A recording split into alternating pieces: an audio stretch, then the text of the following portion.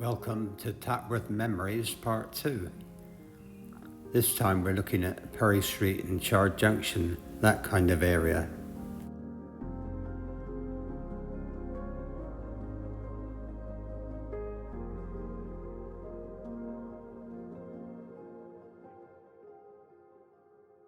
Halfway down Dyke Hill now. On my right, over the hedge, used to be an orchard. Over the wall to my left used to be a children's playground. They put garages there after a while. Notice it was put there in the reign of Queen Victoria. VR. Perry Street House. And Miss Small used to live there. And she was very generous. She gave each child at the school, at Tatworth School, a shilling. That was quite a bit of money in those days, worth having.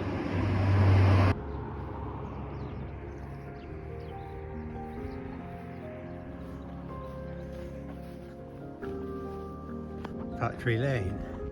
And the thing about this road, there was a chain at either end put across the road to stop traffic either end on Christmas Day, because it was a private road and they wanted to keep it a private road, so they had to block it off one day a year. Back in the time when the postman and the milkman used to deliver on Christmas Day, then they had to make this walk out through here to factory cottages. There are quite a few cottages here, about 7 or 8, and the house you can see ahead. And so, yeah, they had to make this trip. But my granddad lived here, and so I was used to seeing the chain across the road on Christmas Day. Also, Rave used to come in along this lane. That's the field I pointed out earlier, which used to be an orchard.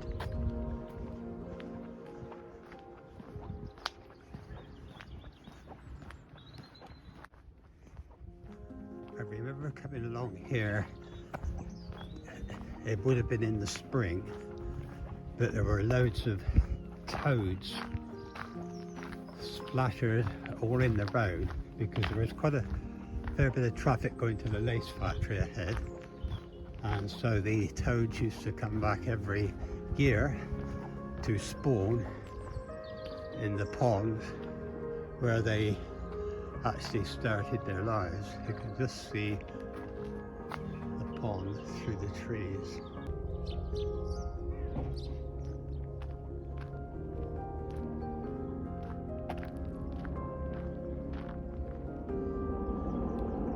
Factory Lane up there goes to the top of Dyke Hill, back out to Perry Street, past the lace factory, down there to Chard Junction, and out there to, can't remember the name, Chilson Common. Bit muddy out through there. Anyway, they used to call it Iron Stile. Not sure why. I remember my granddad calling it that. You kind of got West Ford right over there. Back up the road to Tatworth Memorial Hall. I can remember when the hall opened in 1953. There was a children's party and Bob Pallister ran a game session.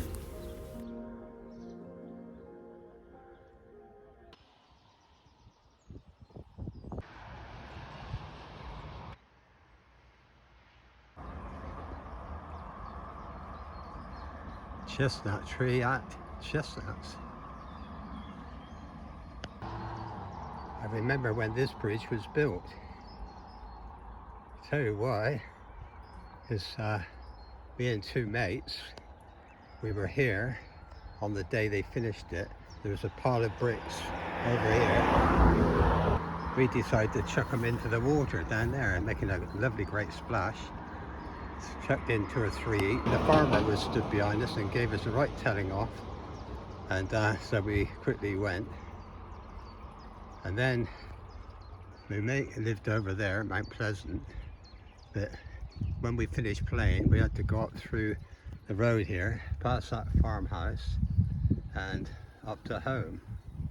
Well, we were walking up through here about an hour later.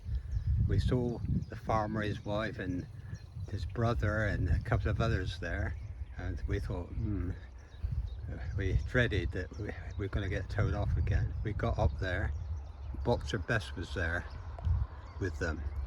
He gave us the biggest telling off we'd ever had. The farmer's wife had a bit of a smile on her face, so we thought, yeah, it's not that serious that they're going to do anything about it. But walked on up over Dyke Hill and went indoors, probably still shaking, but didn't tell her mums or dads anything. So that's what I remember this bridge. This is Chestnuts and Mount Pleasant in the background, and the stream runs down to the lace factory, and the mill stream up there would have been the stream would have been the means of working the mill. The road up to Common Arch, as we used to call it. The railway bridge was up there, and Chard Common beyond that, where the sports were held. This is the Foss Way, famous Roman road.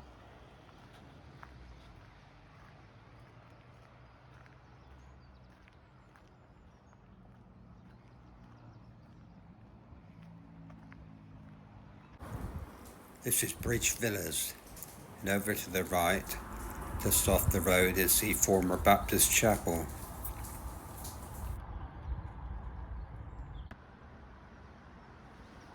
There was a sweet shop here, Miss Board, and the butcher shop, Messrs. Board and Son.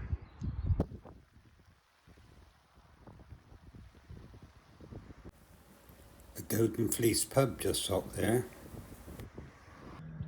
This is the field where they held Charcommon Sports. You used to put a big marquee in there for the teas, and then they'd have small fairground rides and a skittle alley actually, and quite a big village thing. I think held in June or July, and the main thing was the sports, the races. Yeah, quite a lot of events, cash prizes. They didn't get that in the Olympics even. And yeah, wonderful tea.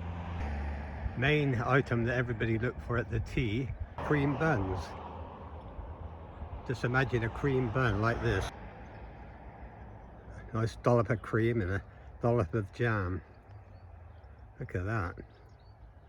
Then it became a contest for the boys to see who could put away the most. Look at E. You've had 8 cream buns. Yeah, you have, Anna.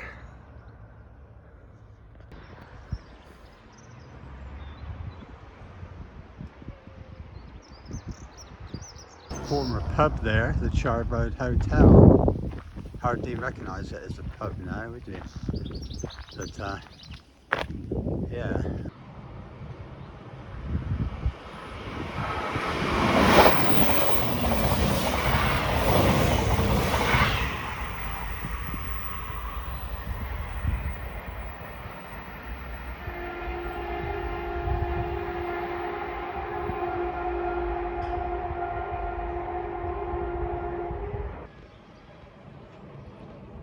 Chard Junction on the Waterloo-Exeter line.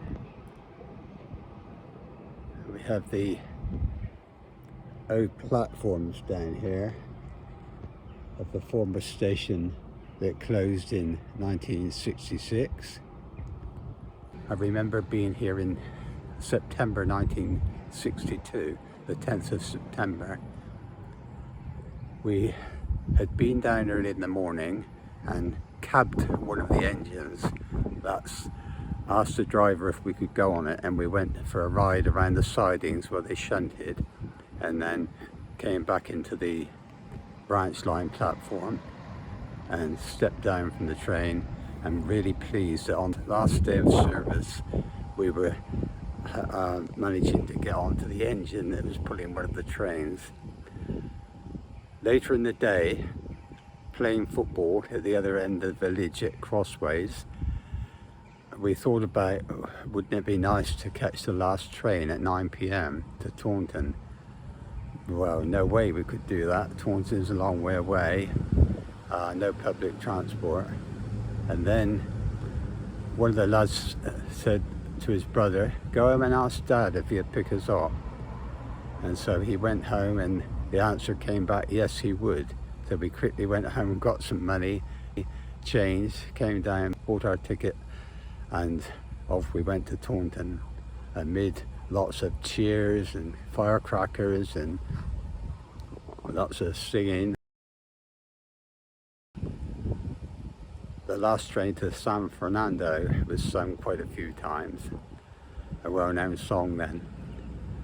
Anyway, we enjoyed the trip to Taunton. I was really pleased to be on it and always remembered it, and really grateful for my mate's dad for picking us up. By the way, we were picked up in the Holy Chariot.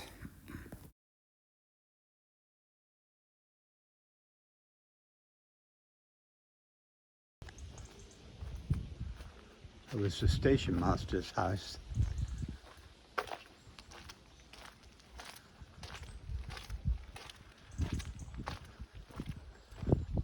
The footpath that runs along here up towards the lace factory.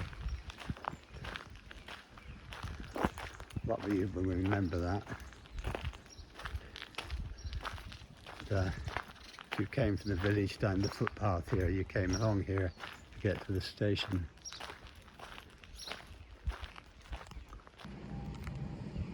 Strangely, after that, I came to work here. I worked for Bradford's just across here. I'll show you, somewhere back there. Bradford's where I worked. And also this was a coal yard, so I came across here quite a lot of times since then. Trains were still running up the main line, but the branch line was closed. And so I spent quite a lot of time for a year or so before I went into Chard. Did the same thing, and we had to go over to the station every day, check in and out all the coal wagons that had come in and been unloaded by the staff there.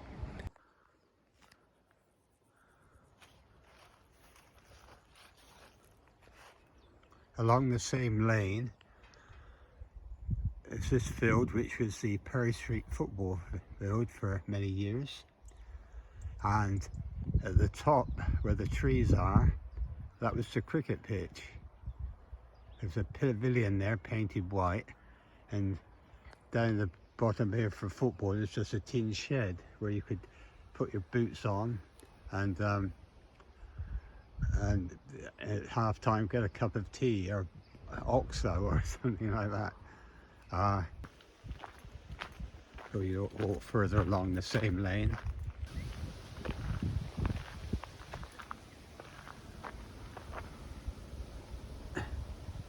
This is where the railway line to Chard ran.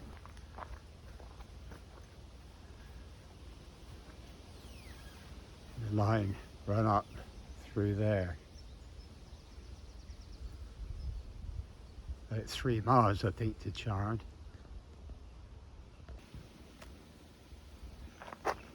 We raised one of the old gates that went across here to stop you kind of running onto the track. You could just open the gate though and walk through. And there would be another one over there. In this field there was a bomb crater, about 6 foot wide, probably a bit wider than that, but it's gradually filled in over the years. The butter factory, the milk factory, was up over there, and so the bombs were aimed at that, but went a bit astray. Apparently everybody was told to stay inside the factory, but one chap ran for it and he was the only one to get killed.